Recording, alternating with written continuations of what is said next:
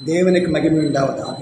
இந்த நாளில் கூட ஆபிரகாமின் மனைவி ஆகிய சாராளை குறித்து கற்றுக்கொள்ள தேவன் நமக்கு உதவி செய்வாராம். ஆதியாகமம் புஸ்தகம் 12ஆம் அதிகாரம் 5ஆம் வசனத்தில் இப்படியாக வாசிக்கிறோம். ஆபிராம் தன் மனைவியாக சாராயையும் தன் சகோதரனுடைய குமாரனாகிய லோத்தையும் தாங்கள் சம்பாதித்திருந்த சகல சம்பத்து எல்லாவற்றையும் ஆரோனிலே சவதரித்த ஜனங்களையும் கூட்டிக் கொண்டு அவர்கள் கானான் தேசத்துக்கு புறப்பட்டு போய் கானான் தேசத்தில் சேர்ந்தார்கள். ஆபிரகாம் தேவனுடைய வார்த்தைக்கு கீழ்ப்படிந்து அவன் புறப்பட்டு போனான். அவன் மனைவியாக சாராயையும் அவர் கூட்டிக் கொண்டு போனார் என்று வாசிக்கிறோம்.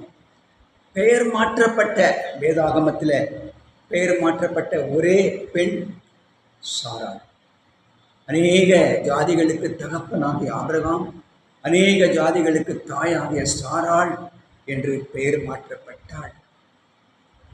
சாராள் என்கிற பெயருக்கு அர்த்தம் இளவரசி என்று இருக்கிறது.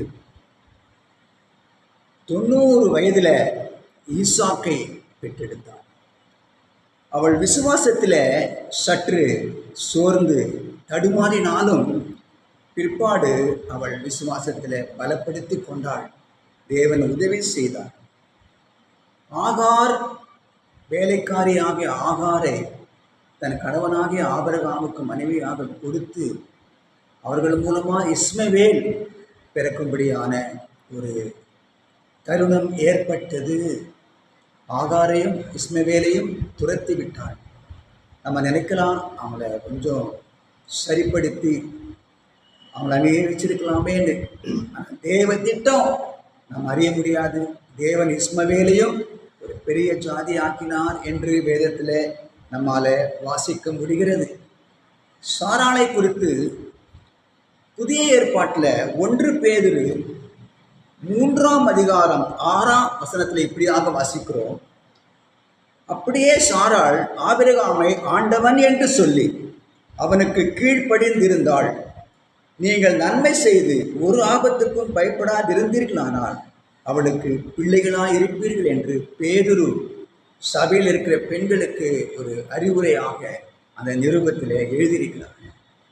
விசுவாசிகளுடைய பட்டியல் எபிரேயர் நிருபம் 11ஆம் அதிகாரத்தில் முதல் பெண்ணாக சாராள் காணப்படுறாங்க.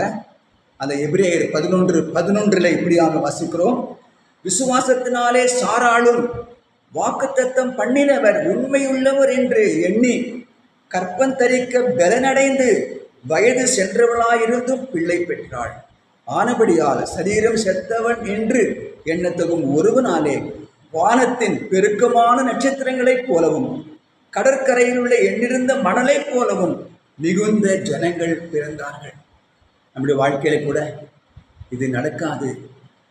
நம்முடைய பலவீனம், நம்முடைய வாழ்க்கையில் இதெல்லாம் கிடைக்காது என்று சொல்ல தகுந்த போல நம்முடைய வாழ்க்கை, நம்முடைய குடும்பம் காணப்பட்டாலும் கூட நாம் நம்புகிற தேவன் சர்வ வல்லவராக இருக்கிறார், சிருஷ்டி கர்த்தராக இருக்கிறார், எதையும் செய்ய வல்லவராக இருக்கிறார் என்று ஆபிரகாமும் சாராளும் நமக்கு சாட்சிகளாக சத்தியத்தில் எழுதப்பட்டிருக்கிறபடினாலே நம்மை கூட கர்த்தர் பலப்படுத்துவார். இதெல்லாம் நம்முடைய வாழ்க்கையில் இதுவரைக்கும் நடக்காமல் இருக்கிறதோ அவை எல்லாவற்றையும் செய்து முடிக்கிற நல்ல தேவன் நமக்கு தகப்பன் இருக்கிறார் என்று நம்பி இந்த அருமையான வேளையில கூட அவரை சார்ந்து கொள்வோம், அவரை விசுவாசிப்போம். தேவன் உங்களுக்கு பெரிய காரியங்களை செய்வாராக, உங்களை சாட்சிகளாக பயன்படுத்துவாராக. God bless you.